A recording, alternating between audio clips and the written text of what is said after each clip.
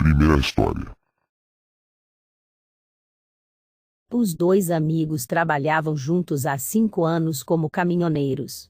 Fausto e Jeremias se revezavam no volante, e assim podiam viajar pela noite toda.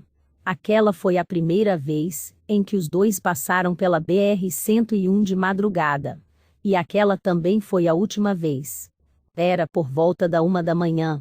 Jeremias estava dirigindo enquanto Fausto cochilava ao seu lado.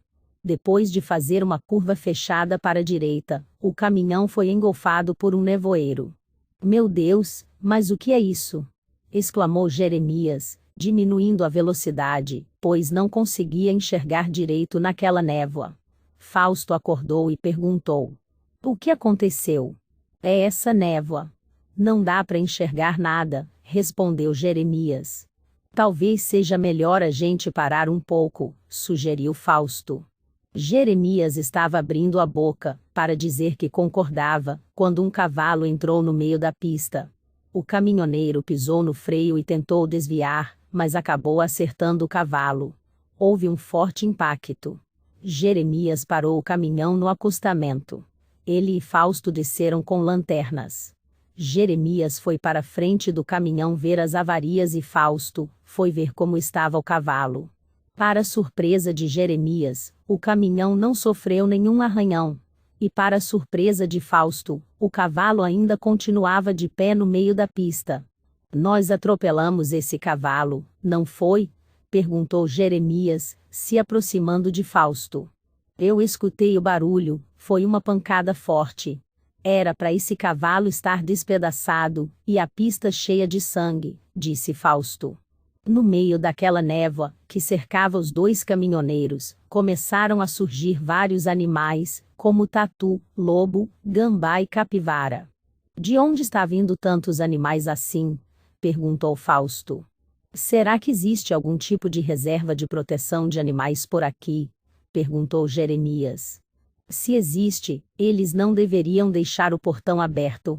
Esses animais vão morrer, se continuarem no meio da pista." Fausto foi o primeiro a ver um homem surgir por entre a névoa. Ele veio andando devagar, em um passo arrastado. Depois Jeremias viu uma mulher, se aproximando de mão dada com um menino. Logo atrás, veio um homem carregando uma menina no colo. Outras figuras foram surgindo de dentro da névoa. "O que essas pessoas estão fazendo aqui?" perguntou Jeremias. Com a voz meio trêmula, Fausto respondeu: "Creio que não sejam pessoas." Jeremias então reparou que aquelas pessoas eram mesmo diferentes. Eram pálidas, tristes e pareciam não ter pés. "Vamos dar um fora daqui", disse Jeremias. Os dois voltaram correndo para dentro do caminhão. Jeremias rapidamente deu a partida, e eles seguiram viagem.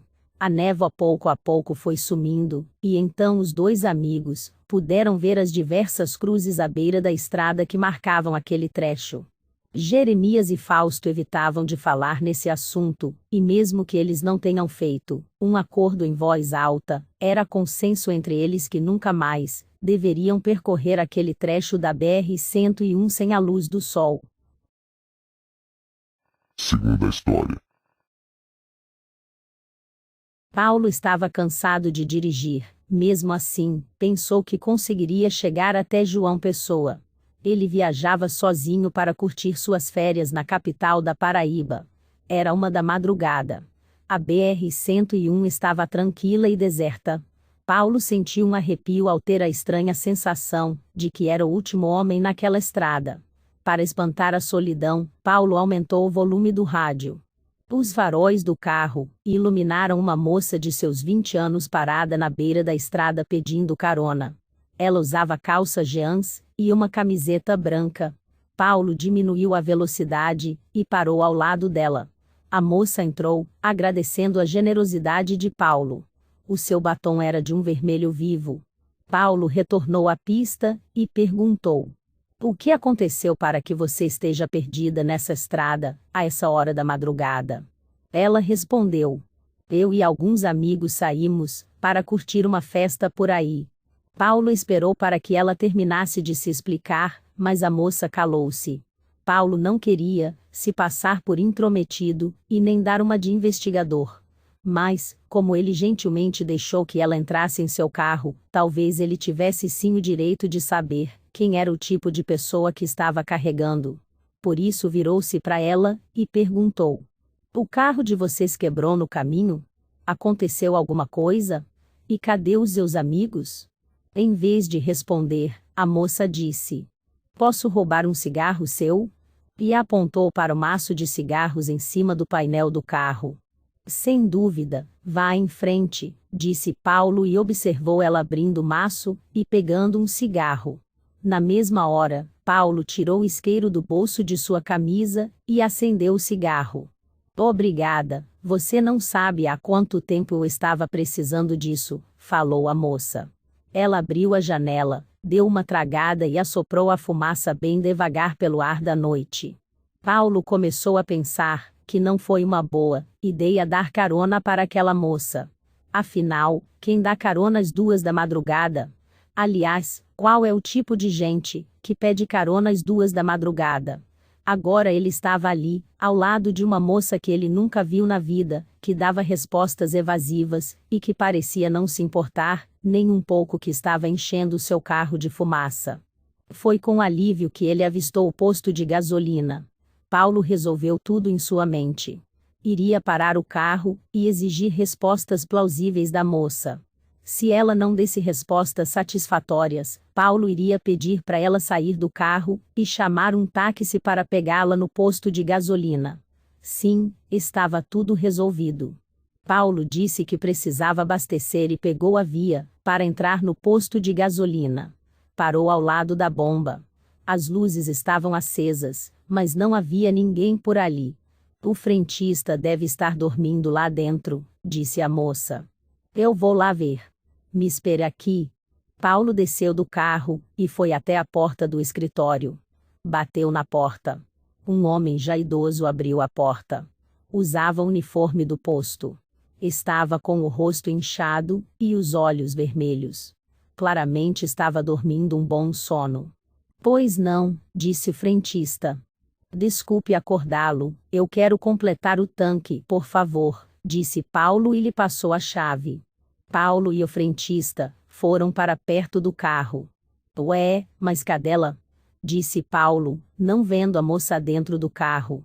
"Ela, quem?", perguntou o frentista, abrindo a tampa do tanque. "A moça a quem eu dei carona." "Será que ela foi ao banheiro?" O frentista olhou cheio de interrogação para cima de Paulo, enquanto colocava o bico de abastecimento no carro. "Você deu carona para uma moça?", perguntou ele. Paulo respondeu: "Sim, foi agora há pouco." "Onde será que ela foi?" O frentista pareceu se divertir com Paulo olhando em volta, procurando pela moça no posto. "Essa moça tinha cabelos curtos e castanhos?", perguntou o frentista. "Sim, ela tinha", respondeu Paulo. "Nesse caso, meu amigo, sinto lhe informar que você deu carona para um fantasma. Acontece muito nesse trecho da rodovia." "Você está brincando comigo?" "Não, eu não estou. Trabalho aqui há 20 anos, e essa não é a primeira vez que ouço falar dessa moça de cabelos curtos e castanhos. Quantos caminhoneiros já não pararam aqui branco de susto falando dessa moça? Ela sempre desaparece assim que entra no carro. Mas você disse que ela veio com você até aqui no posto. Então você deve ter algo especial." "Isso não é possível. Isso só pode ser algum tipo de brincadeira", disse Paulo, rindo. O frentista terminou de encher o tanque, guardou o bico na bomba e pediu para Paulo acompanhá-lo. No escritório, o frentista abriu uma gaveta e pegou um jornal velho. "Eu arrumei esse jornal de tanto ouvir o relato dessa moça. Isso é para provar que o negócio é sério." O frentista mostrou uma matéria relatando sobre um trágico acidente ocorrido na BR-101 há 30 anos. Um grupo de jovens voltava de uma festa em Linhares quando o carro capotou. Todos os 4 ocupantes do carro morreram na hora. A matéria mostrava a foto de cada uma das vítimas.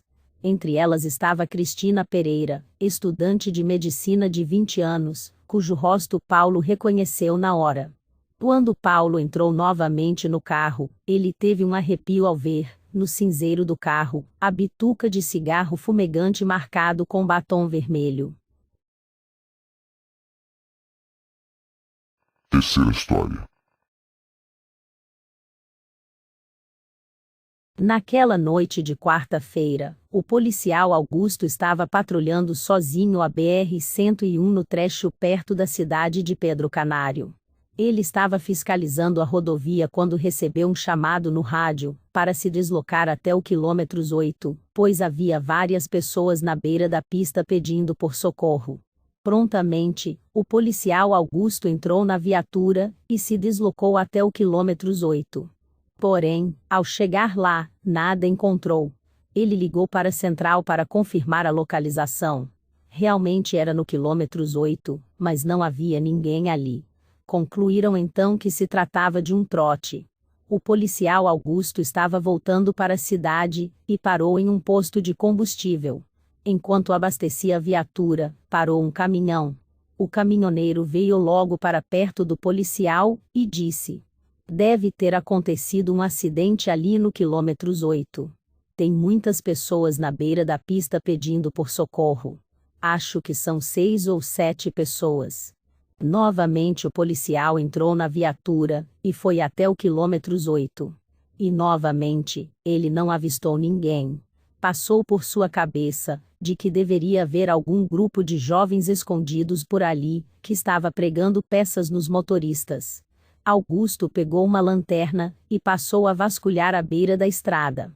Em determinado ponto, ele viu algo que fez gelar a sua alma. Ali, na beira da estrada, havia 7 cruzes que sinalizavam a morte de 7 pessoas em um acidente no ano de 2003. Augusto ainda estava olhando para as cruzes, quando começou a ouvir gritos de pessoas pedindo por ajuda. Esses gritos pareciam vir de todos os lugares, mas não havia ninguém por perto. O policial voltou para a viatura e foi embora. Depois dessa noite, o policial Augusto pediu transferência, e nunca mais patrulhou a BR-101.